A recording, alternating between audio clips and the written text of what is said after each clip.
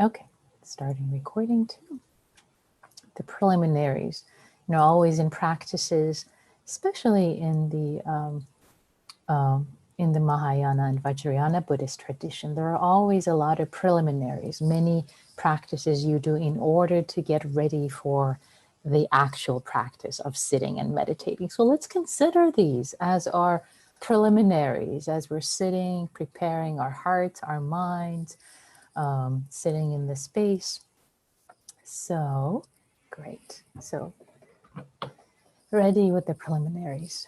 Done with the preliminaries in our little form. So, welcome. Very happy to have you and see you at Happy Hour, dear Sangha. So, for tonight's Happy Hour guided meditation, I would like to invite us into a new series of explorations for those who've been joining the past, 10 sessions. Together we explored the relationship between Metta and the other paramis, the other 10 perfections, or the 9 perfections, because Metta is one of them.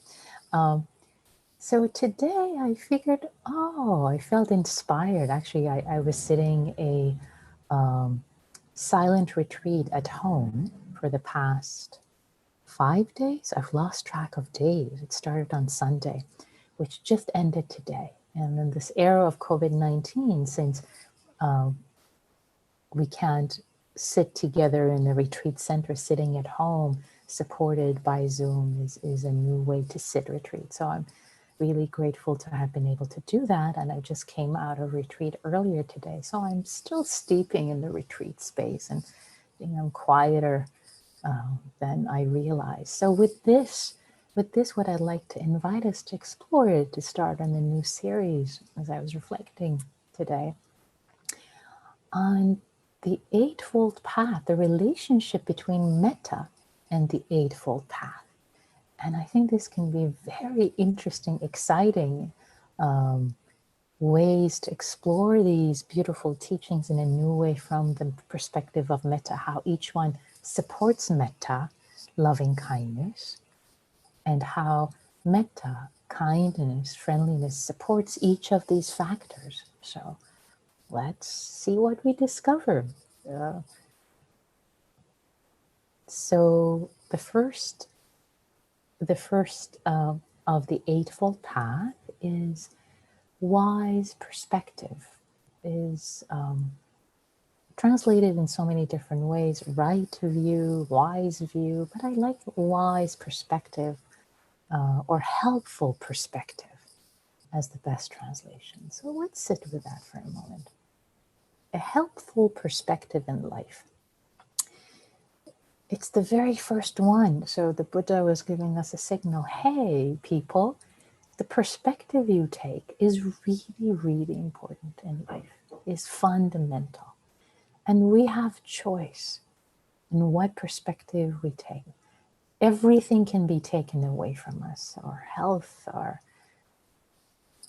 livelihood, we can lose everything in life, but our choice of perspective, how we choose to see things, that's a choice that cannot be taken away from us. It's conditioned, but there's a lot more choice than other things. So perspective, wise perspective.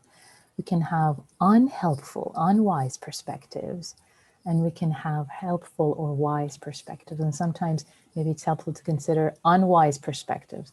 Why me? This is terrible. The world is an awful place. I'm going to cheat and lie my way out to be successful and wealthy. Yeah, okay. Unwise perspectives, they don't lead to happiness. They don't lead to a heart that's happy and a mind that's at rest, sleeps well at night and feels rich, feels full in generosity and happy for its own sake and others. So we can consider unwise perspectives in order to highlight what's a wise perspective, what's a helpful perspective to have in life. So having said just a few general words about wise perspectives, I want to say just one more thing before we get into our exploration about metta. So, considering metta, kindness, loving kindness, and wise perspective, when we cultivating goodwill, we're actually taking on a wise perspective. For example, metta for ourselves. This being that is me, is deserving of care, is deserving of love.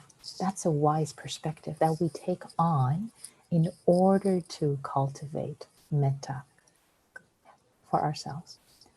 And through cultivating metta, as we wish ourselves well, as we relate to ourselves with friendliness, as we do that, as we cultivate metta, befriending ourselves, then a wise perspective of care, friendliness for ourselves then arises.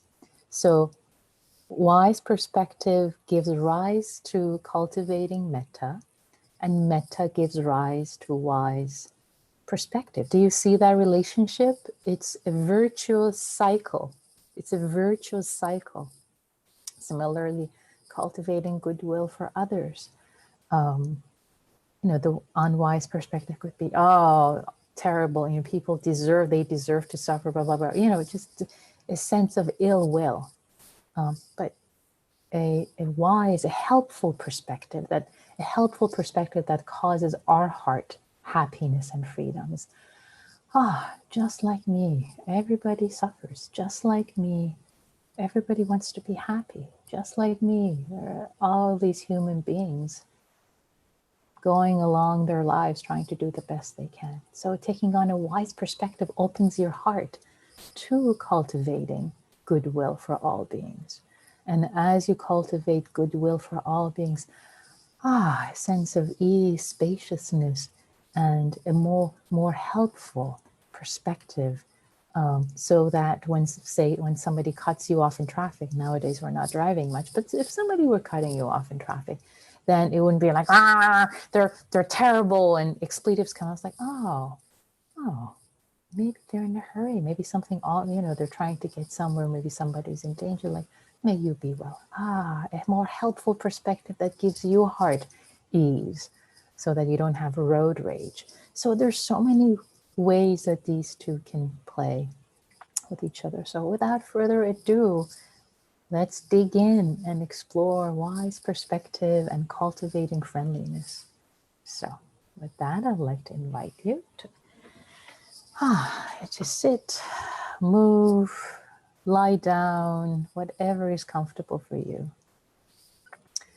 Getting into a position that supports you in this moment in time. And landing in your body.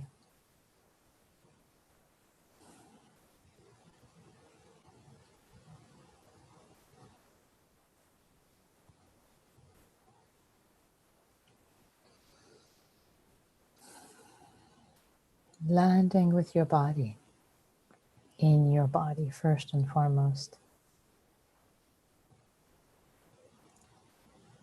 Cannot overemphasize how important landing in the body is for the practice that we are doing.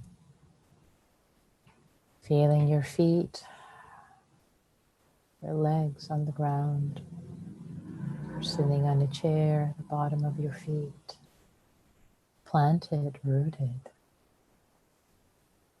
You're sitting on a cushion, the bottoms of your legs contacting the earth.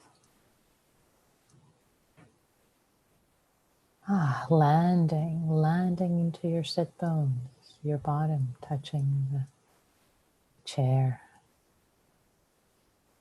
Landing your back.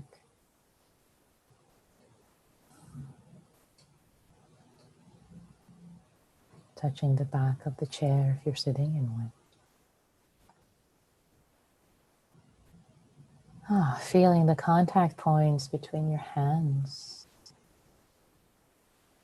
on each other or your legs.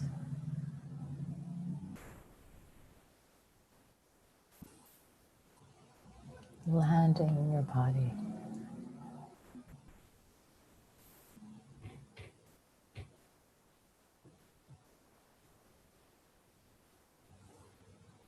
Arriving with your breath in your body, receiving the breath in your abdomen.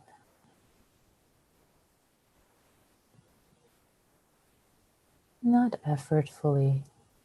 You don't have to breathe. The body knows how to breathe itself.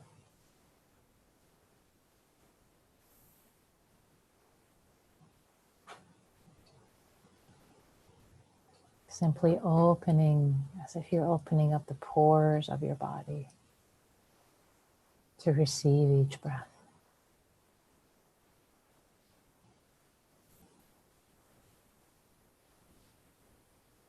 To receive each in-breath and each out-breath.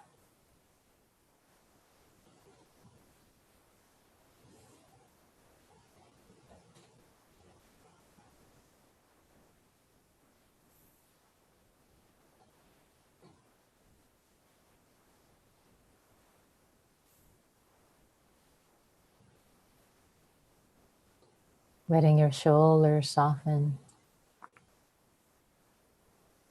Letting your face soften and relax. Your eyes rest in their socket. Your jaw relaxing.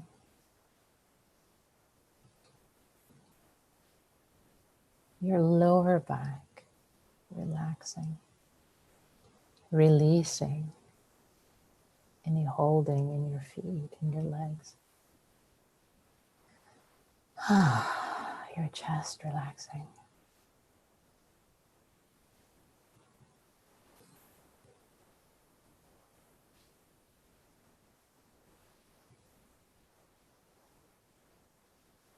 Choosing to have a moment of refuge.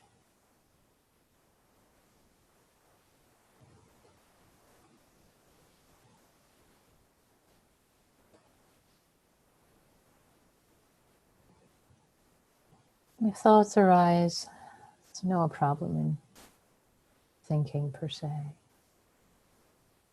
Just as there is no problem with hearing. Sounds come and go. Thoughts come and go.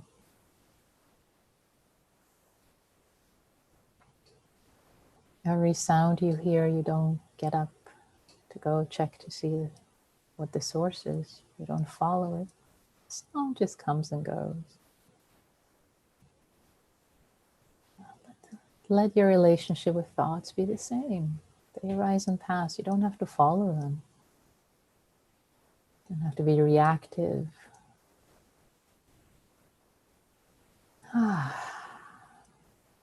Having a relationship of ease with thoughts. Don't have to be bothered by them. Simply resting with the breath, with the body.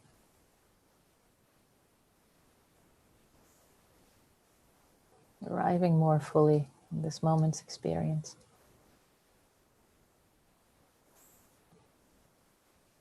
The full humanity, just the awe-inspiring humanity of this moment's experience.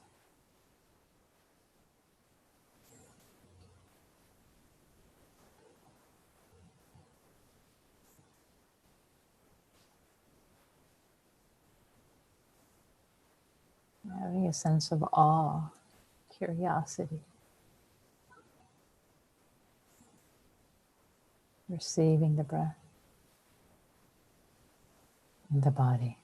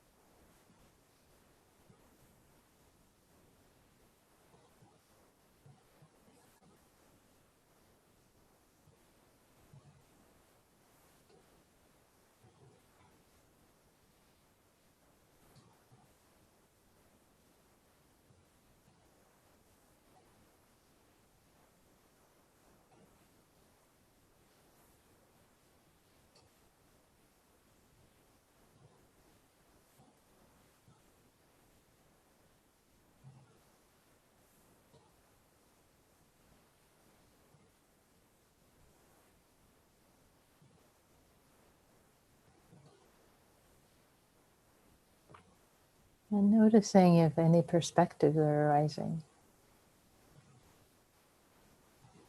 And recognizing them. If they're a wise perspective, a helpful one, or an unhelpful one. If a thought arises representing the perspective, oh, you're so distracted right now, you can't do this. Not very helpful perspective. How about, thoughts arising. It's okay. Distracted Buddha is practicing right now. Smiling with a sense of ease and beginning again. And again and again. A more helpful perspective. Perspectives are a dime a dozen. Why choose the dungeon to dwell in? Choose the palace in your heart, spacious to reside in.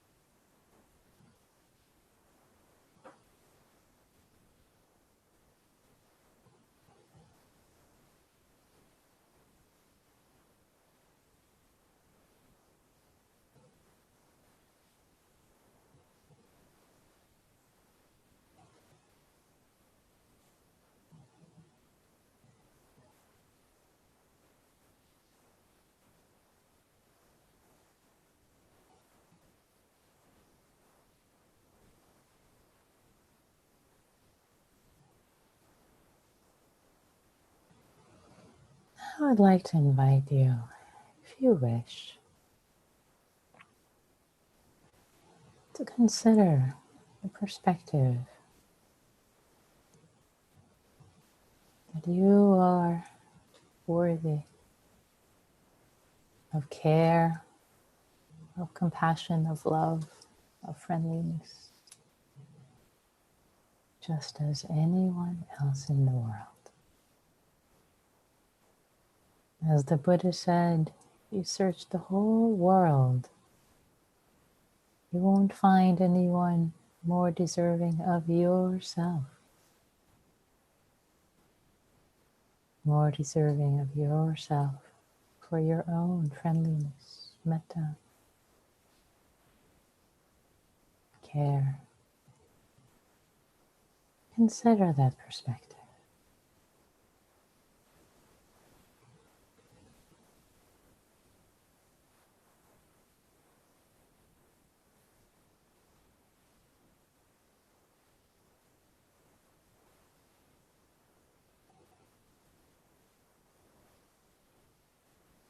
And with that perspective, I'd like to invite you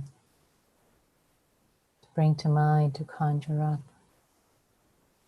a being that represents unconditional love for you. It could be an archetype, could be the being of light,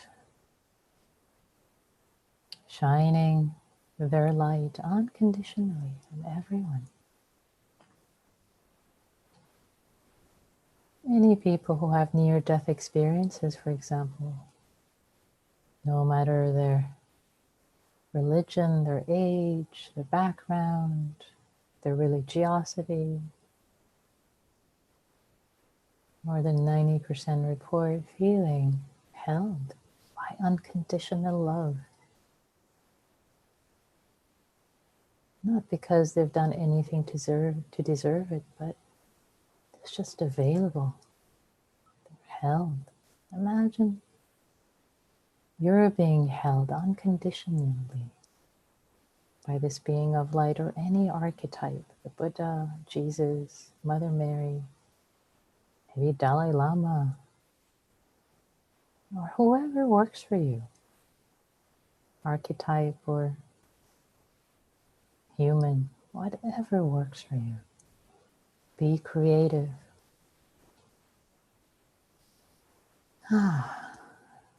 Maybe as if it works for you, as if you were having a near-death experience. A different state of consciousness and feeling held, completely held in a way that's not usually available to you. Your ordinary life. Feeling, wow, completely held.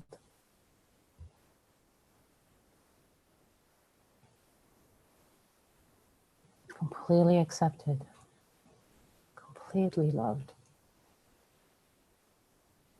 Just because you exist, you breathe. Just because you are. Completely held. Maybe even see yourself on the lap of this being, just held.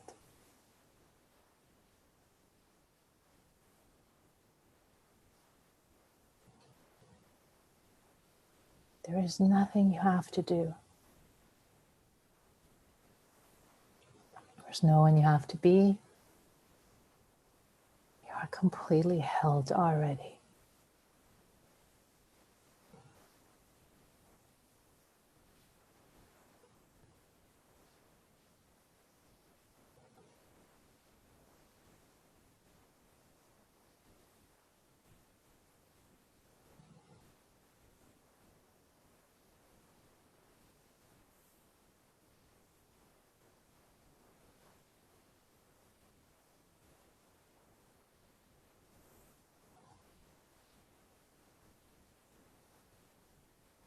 Even if you can just let it in for a moment and be so healing, even if it's not sustained. And if it can be sustained, if it is sustained, lovely, whatever works is available right now, whatever is available. And feel free to use your creativity and imagination to feel held.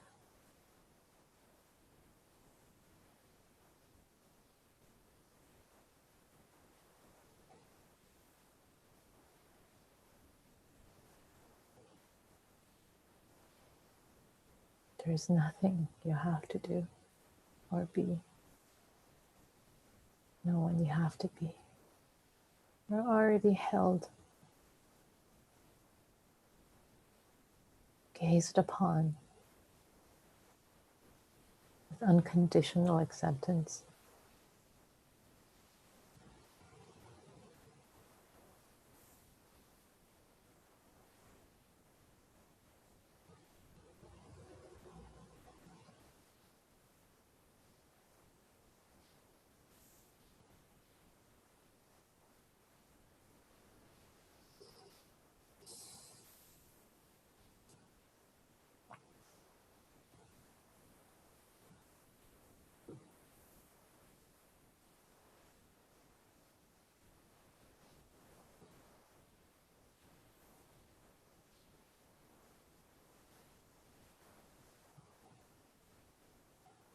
Now inviting yourself to hold yourself as much as possible with the same hint of acceptance. Same hint of unconditionality, of care, love, friendliness.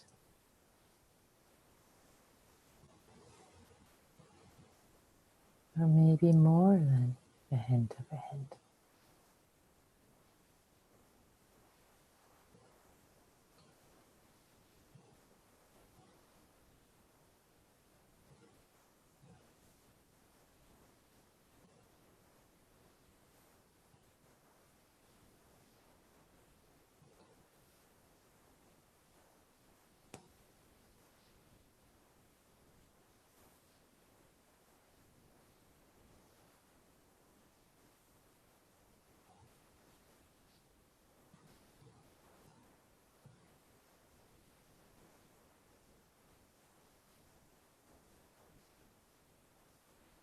May I be a friend to myself. May I hold myself with care and love. Or I care for myself. I care for this being that is me.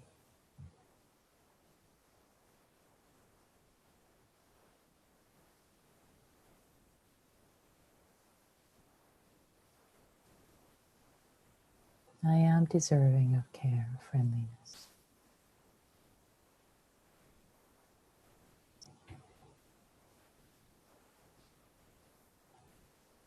I see my own goodness. There is beauty, there is inner goodness in my heart, in my being.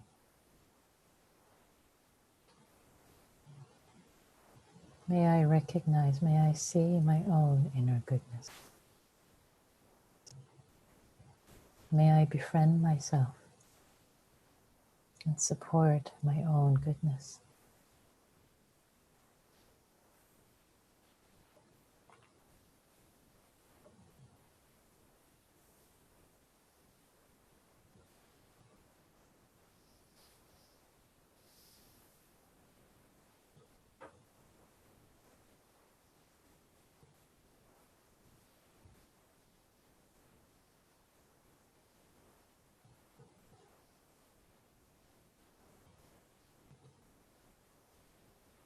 Now, if you wish,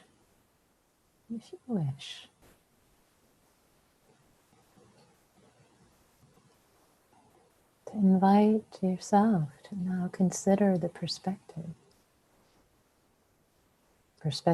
of this unconditional love and acceptance that's available to you.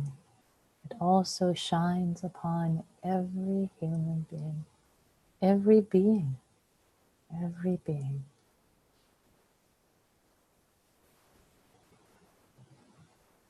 on this planet. Just taking on the perspective for a moment. See what it might open to. Every being. Maybe start with beings that you care about, close to your heart. Seeing that they are bathed. They are held in unconditional love and acceptance. They don't have to be anyone or do anything in order to deserve this kind of acceptance that's available by the cosmos, by the universe to them.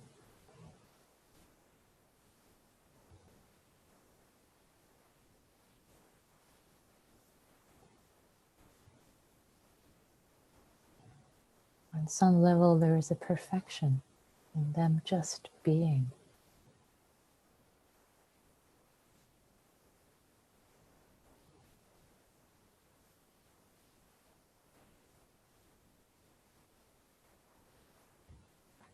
Perhaps if it supports seeing the divinity, the beauty, the grace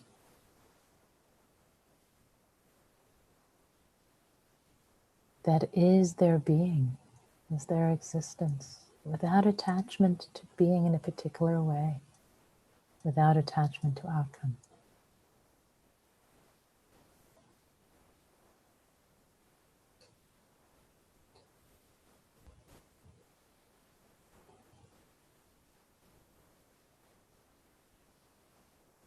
Regardless of what you think of them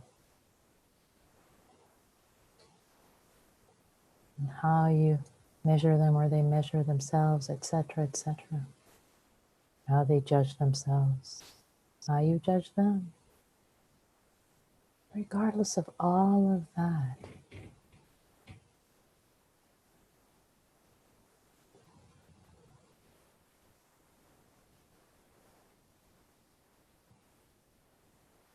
this benevolence,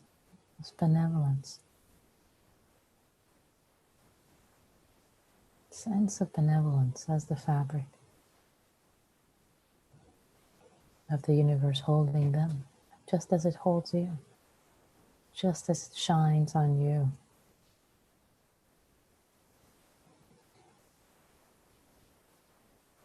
without exception.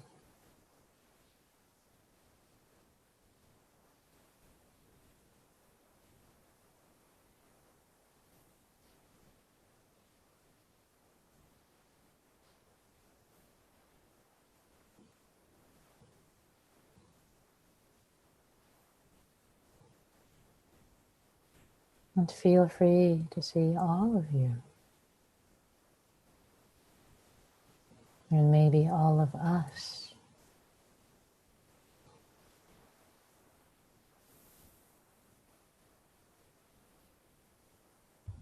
We, people in your life, people in the Zoom room, and we, humanity.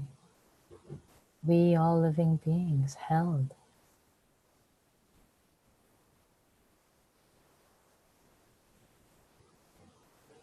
in this benevolence.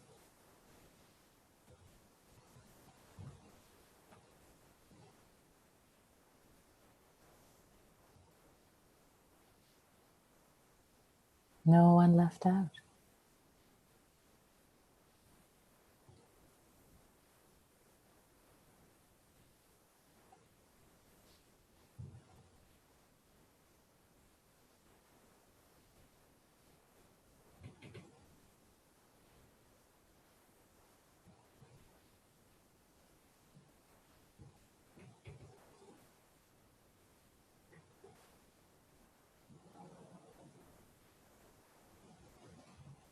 And breathing, breathing with this perspective, the sense of benevolence, goodwill, kindness, love, friendliness, whatever nuance arises for you, just to be held. Feel held in it for another moment or two, along with many other beings. Breathing this feeling, see what it feels like to breathe it. Allowing this benevolence in, friendliness, metta, into your heart,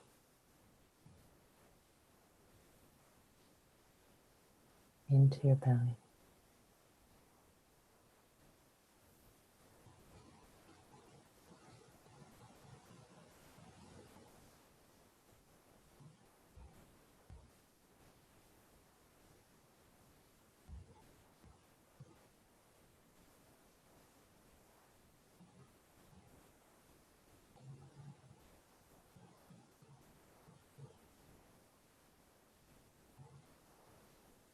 And for the last moments of this practice period, knowing that, taking on the perspective that all of these are invitations, are all invitations to explore. No shoulds, no have to,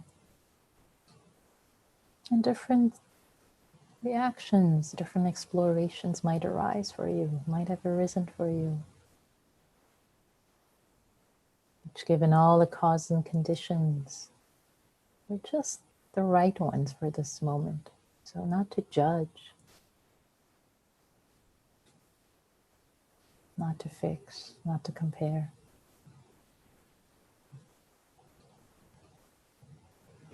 Just appreciate that you have tried, holding yourself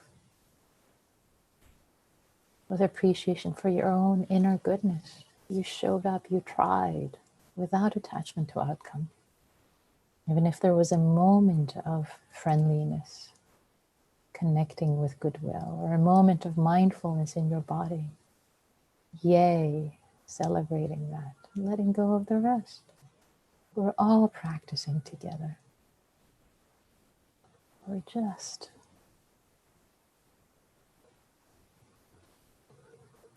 practicing together.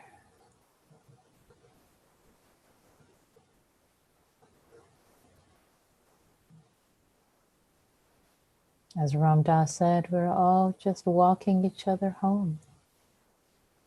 And in this case, home is the home of friendliness, goodwill, benevolence, home of our hearts.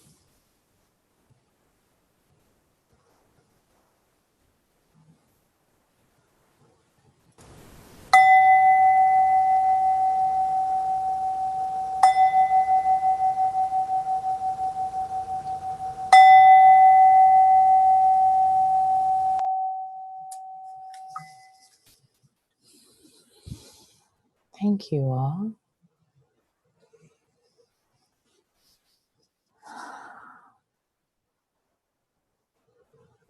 So, I'd like to invite, if you wish to share a word or a phrase, you can type it in chat.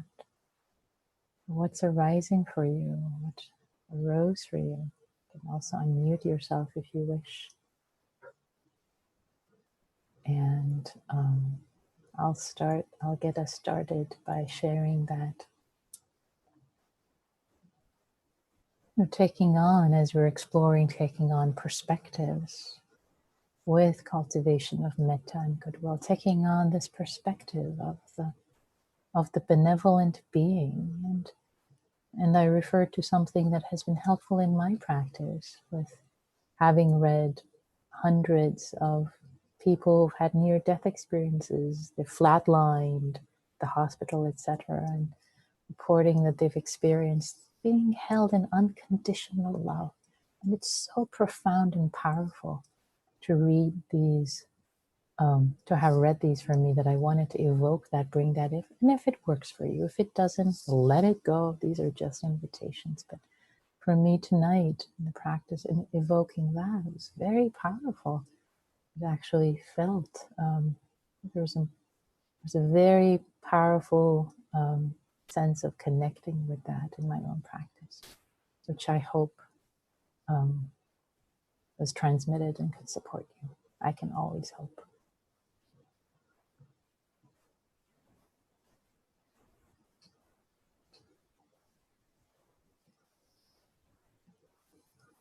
So Christine in Silver Spring, Maryland offers, so beautiful. I have written this down. There are countless perspectives available to you.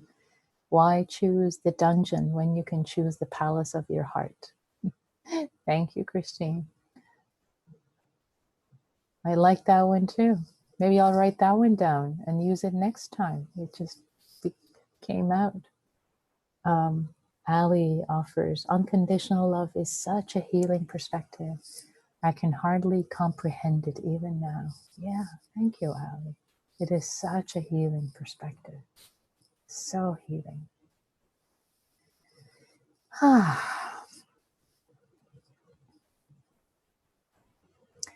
Nav offers, I'm reminded of Ghani's saying, is that Gandhi?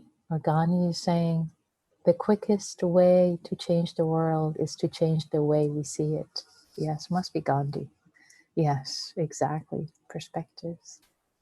Neil offers, bare and swaddled in love. Ah, I love the felt sense of that.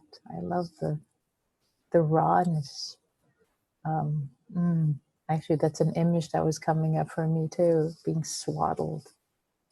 Lovely. Thank you all for your perspectives, for your sharings. Beautiful. So I'd like to invite us to transition into the next part of our practice together. And practice now, to take the same sense that you have and the same quiet, tender, swaddled perspective into relational practice. You don't have to now put on your worldly, like, okay, now I'm going to talk to people. Leave that at the door. But a sense of the same tenderness. Can you hold the same perspective of love, that you are held in love? You are held in care. And the other two beings that you will be in the room with, they are too held in unconditional care. And whatever comes out of your mouth or their mouth, it's all okay. Relate to it as these are beautiful sounds. And both and holding with a different kind of perspective. See what it feels like if you don't follow each, the same way that I was sharing in the practice. Each thought that arises as if it were sound, you don't get up and follow it and judge it like, oh, sound, door creaking, I don't know, air conditioning, humming, whatever it is.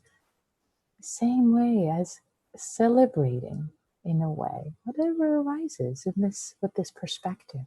See what it feels like to relate in this way, in the sangha that's held. It's holding you, you're holding them, we're all held together. So if you're on the fence, I suggest try it out. Try it out. Especially if you tend to leave right at this moment. Hang in here with the perspective. See how healing it can actually be, how surprisingly healing it can actually be to be with other beings, how surprisingly healing it can be. So I'm going to open the rooms now, and each person will just say a couple of minutes of how this practice was for you, and there's no right or wrong. I fell asleep, loved it, didn't like it, anything is fine. So here we go. I'm going to open the rooms. Welcome back, everyone. So feel free to share. Actually, before we start sharing, I'd like to honor a couple of reflections that were typed just as we were going into group. So I want to share those also. From Yuka, thank you, nature, thank you, love, thank you, experience. Thank you, Yuka. I love the thanking nature, because it is nature, and thank you, love, it is love, and it is experience, and there's an interchangeability of nature as love, as experience. So just really appreciate your words, Yuka. Thank you for sharing them. And also wanted to thank Michaela and share her reflection. She says, I felt all the aches in my shoulders and lower back for weeks, and tonight, experiencing them again while sitting, I managed to have a moment of, this body needs care. Some stretching and massage, as opposed to the punishing, unfriendly thoughts like, you should exercise more, you're so lazy. It's a gift to shift perspective. Yeah, thank you. You said it so well. It is a gift to shift perspective. And it's just that. Shifting perspective can bring in more metta, more friendliness, and cultivating more friendliness, metta, goodwill, can shift our perspective to ourselves and to others and to the world and to our experience and the way we experience life. If you have more friendliness towards yourself and others and the world, it feels like the world is a friendlier place. Your experience of life shifts to feel more friendly.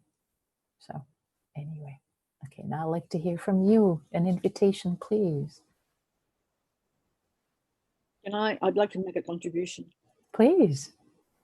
It's funny, the idea of being swaddled and the Sangha, you don't know this because you haven't been with us this week, but today's the first time I've switched on the camera. I've been very unwell all week.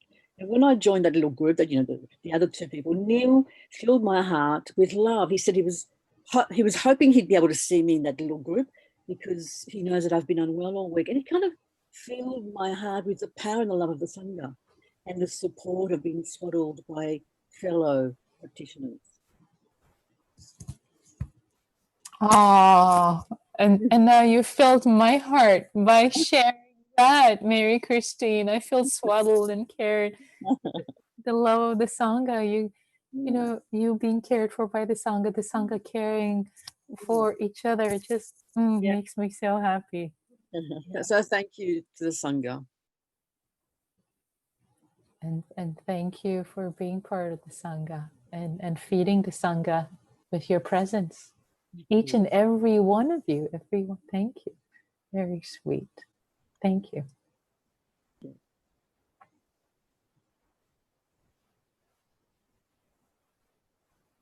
Other reflections, please, don't be shy.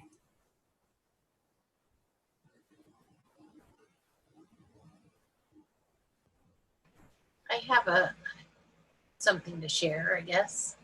Please.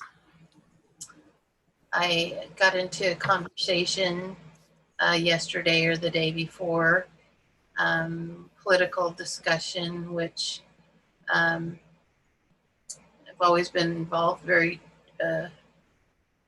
enthusiastically in politics, and was very much aware that it's not necessary to have people understand what my perspective is on current political situations, and that frequently it's not helpful. And I learned to shut up. So that was helpful to me. Made me feel a lot less frustrated, and it allowed me also to listen to people more. So it was a nice change of perspective for me. Yeah, I hear that. Thank you, Nancy. Yeah, it's so interesting, the perspective we always want to be heard. Me. There's an attachment to our opinion, the way we see things, instead of actually,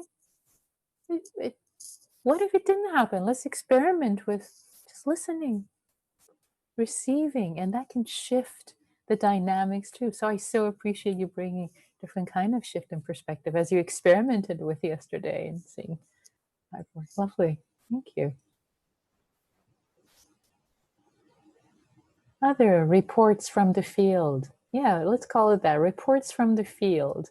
Reports from your experience, either in meditation or in practice.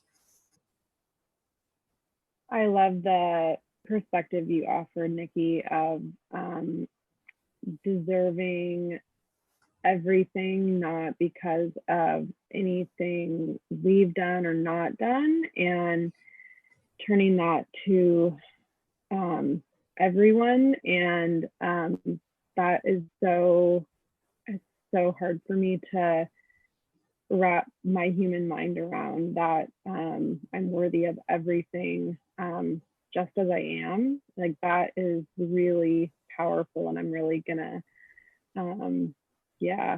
just work on keeping that perspective.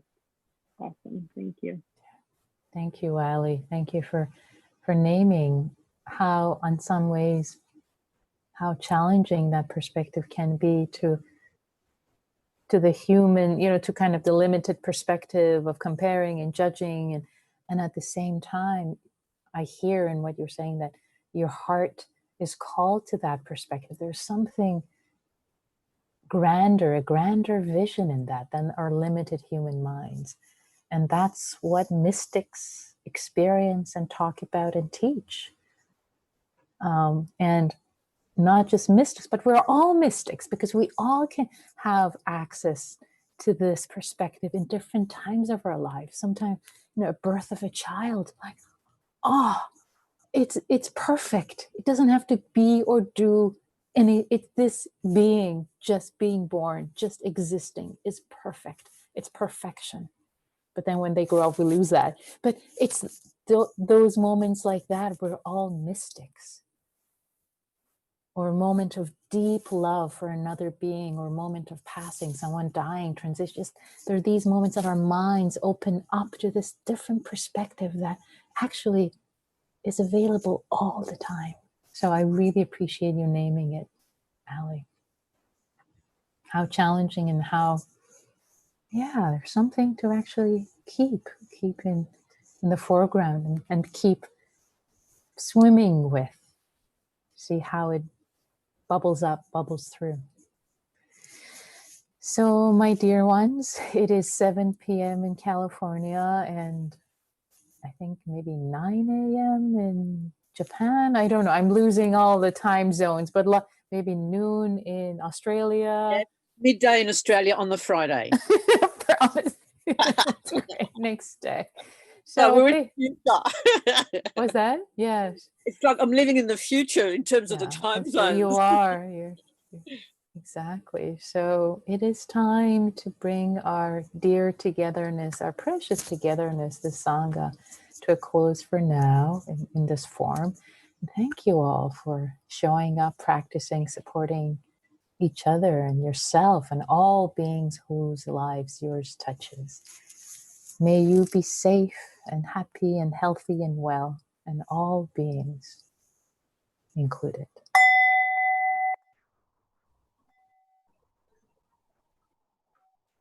Take good care, be well.